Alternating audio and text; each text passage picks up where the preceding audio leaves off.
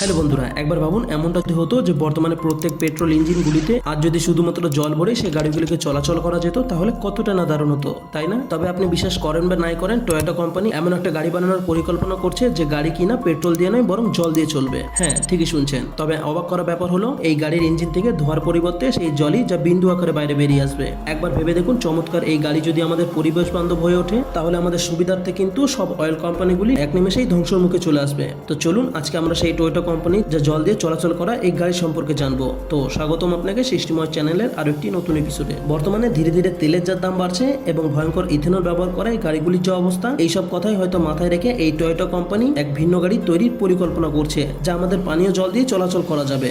অনেকেই হয়তো এখনো এই কথাটা ঠিক মেনে নিতে পারছে না, কি তাই তো? তবে জানিয়ে রাখা ভালো, টয়োটা হলো এমন একটি কোম্পানি যা তারা কোনো ট্রেন্ডকে ফলো করে না, বরং তারা একটা ট্রেন্ড তৈরি করে যা বড় বড় কোম্পানিগুলিকে তাক লাগিয়ে মানুষের মনে একটা বিশ্বস্ত জায়গা করে নেয়। আর তাই তো 1990 সালে যখন সকল কোম্পানিগুলি একটা ইলেকট্রিক গাড়ি তৈরির কল্পনা মাথাও আনতে পারেনি, আর তখন প্রথম এই টয়োটা কোম্পানি একটা ইলেকট্রিসিটি গাড়ি তৈরি করে বসে। আর তার পরবর্তীতে তারাই কিন্তু এই ইলেকট্রিক চালিত গাড়ি বানানো বন্ধ করে দেয়। আর তার একটাই কারণ, এই ইলেকট্রিসিটি চালিত গাড়ি ধোঁয়া মুক্তি পরিবেশ বান্ধব হলেও কিন্তু চার্জিং স্টেশনগুলিতে যে শক্তি সঞ্চয় করা হয় সেই শক্তির প্রধান উৎস কিন্তু সেই কাঠ কয়লার প্রাকৃতিক গ্যাস বা ডিজেল পুড়িয়েই সেই শক্তিকে সঞ্চয় করা হয়, আর যা পরিবেশ দূষণের অন্যতম একটা বড় কারণ। আর এইসব দেখেই তারা এই ইলেকট্রিসিটি গাড়ি বানানো বন্ধ করে দেয়। আর পেট্রোলের ঠিক একই অবস্থা, পেট্রোল তৈরি করতেও কিন্তু অনেক জ্বালানি পোড়াতে হয়। বিষয়টা শুনতে একটু অদ্ভুত লাগলেও জ্বালানি তৈরি করার জন্য আগে জ্বালানি ব্যবহার করতে হয়। আর এইসবের বিকল্প রূপ হিসেবেই কিন্তু তারা একটি মাত্র উপায় খুঁজে পায়, আর তা হলো হাইড্রোজেন গ্যাস। তবে হাইড্রোজেন গ্যাসের মধ্যেও কিন্তু অনেক সমস্যা রয়েছে, যেমন 100% হাইড্রোজেন গ্যাস চালিত ইঞ্জিনের মধ্যে আর 5টা পেট্রোল গাড়ির চাইতে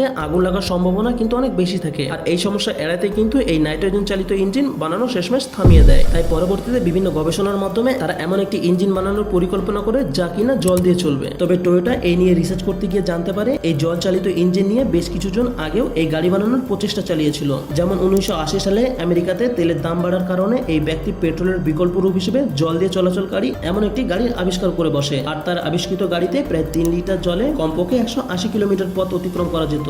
আর তাই এই ব্যক্তি এই পরিকল্পনা বড় করার আশায় বেশ কিছু ইনভেস্টরদের নিয়ে যখন একটা মিটিং করতে বসে তখন তার হঠাৎ করে গলা শুকিয়ে যেতে থাকে। আর তখন তিনি দৌড়ে হোটেল থেকে বাইরে বেরিয়ে আসে। তবে কারো সাহায্য করার আগেই তিনি এমন রহস্যময়ভাবে মৃত্যুবরণ করে। তবে কিছুদিন পর তার সেই জল দিয়ে চলাচল করা গাড়ি আর সাথে থাকা বিভিন্ন পরিকল্পনা নিজে থেকেই তার গ্যারেজ থেকে উধাও হয়ে যায়। এ যেন এক পরিকল্পিত কারসাজি। তাই বলা যায়, যদি এই ধরনের জল দিয়ে চালিত ইঞ্জিন আজ আমাদের পৃথিবীর বুকে থাকতো তাহলে কিন্তু আমাদেরকে আর কোনো সমস্যার সম্মুখীন হতে পড়তো না, আর বাকি সব অয়েল কোম্পানিগুলি এক নিমেষে এক বড় ধরনের বিপদের মুখে পড়তো। তাই সবকিছু দেখে শুনেই টয়োটা কোম্পানি এমন একটি গাড়ি বানানোর পরিকল্পনা করে, আর এখানেই তাদেরকে এক দক্ষতার প্রমাণ দিতে হয়। তাই তারা প্রথমে এমন একটি ফিউল ট্যাঙ্ক প্রস্তুত করে যেটা জল দিয়ে চলাচল করলেও সেই ট্যাঙ্কে যেন মরিচে না ধরে। আর তারপর তারা এমন একটি ইঞ্জিন বানাতে সক্ষম হয় যা জল দিয়ে সেই গাড়িটি চলাচল করতে পারে। সেই ট্যাঙ্কে হাইড্রোজেনের পরিবর্তে সরাসরি জল ভরা হবে, আর সেই জল দিয়ে হাইড্রোজেন শক্তি উৎপন্ন করে সেই শক্তি দিয়ে গাড়িটি চলাচল করতে পারবে। আর এইভাবেই টয়োটা কোম্পানি সব ভালো দিকগুলি একত্রে করে জল দিয়ে চলাচল করা একটি গাড়ি বানাতে সক্ষম হয়। তবে এতক্ষণ আপনাকে যা কিছু বললাম তা সবকিছু সত্য হলেও কিন্তু